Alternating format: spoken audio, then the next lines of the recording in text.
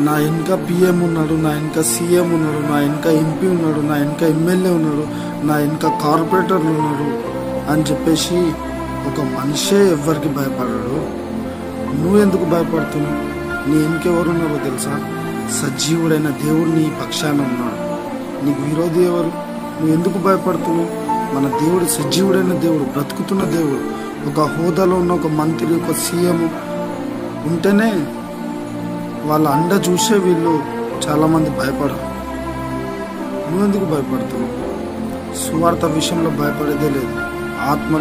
ఆత్మలను రక్షించే విషయంలో ఎవ్వరికి భయపడేది లేదు. ఆత్మలను రక్షించాలి, దేవుని సువార్త ప్రకటించాలి.